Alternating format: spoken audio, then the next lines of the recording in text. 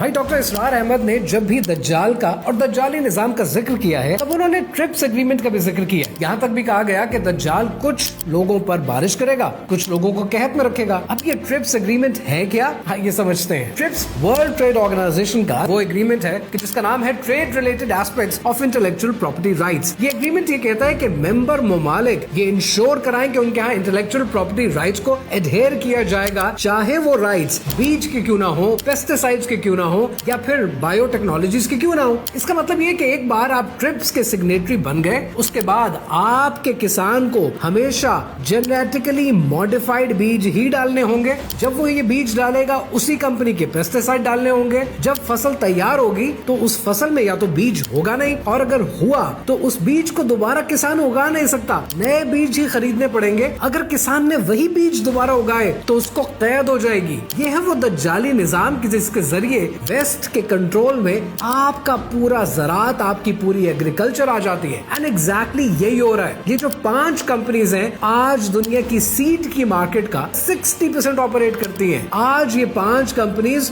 दुनिया जहान का बीज कंट्रोल करती है। आपको क्या लगा था कि डॉक्टर इसरार अहमद ने जो कहा है वो ख्वाब है, वो एक सोच है? नहीं, ये अमलन इस वक्त दुनिया में हो रहा है। और इसका रिजल्ट क्या है? इंडिया में जीएमओ बेस्ड सीड्स की वजह से 3 लाख किसान खुदकुशी कर चुके हैं। अर्जेंटीना में जीएमओ सीड्स की वजह से कैंसर फैल चुका है। फिलीपींस में उनका पूरा एनवायरनमेंट इस चीज की वजह से तबाह हो चुका है। मैक्सिको में जीएमओ कंटामिनेशन की वजह से लोकल मकई की फसल, इंडिजिनस फसल तबाह हो चुकी है। और आपको लगता है कि इस सब में बाहर की बातें कर रहा हूँ? आए पाकिस्तान का क्या हाल है वो भी सुन लें। पाकिस्तान ट्रिप्स का सिग्नेटरी आज नहीं बना, पाकिस्तान 1995 से इसका सिग्नेटरी है। और हाल ये है कि पाकिस्तान में आज जो बीटी कॉटन की फसल होती है उसका 70% किसान इसी चुंगल में आज जकड़ा हुआ है। किसान अपना बीज ले नहीं सकता, किसान को कर्जे पे कर्जा लेना पड़ता है, किसान एक विशेष सर्कल में फंस चुका है। लोकल सीड इंडस्ट्री तबाह हो चुकी है, पूरा ट्रेड कॉर्पोरेशंस के हाथ में आ गए। और आपको लगता है कि ये इकोनॉमिक्स की बातें हैं, ये इकोनॉमिक्स की जंग है? ये मईशत की नहीं, ये ईमान की जंग है। क्योंकि जब एक मुसलमान हलाल और तैयब रिस्क कमाने की कोशिश कर रहा हो और ये दज्जाली निजाम उसका बीज, उसका रिस्क, उसकी दवा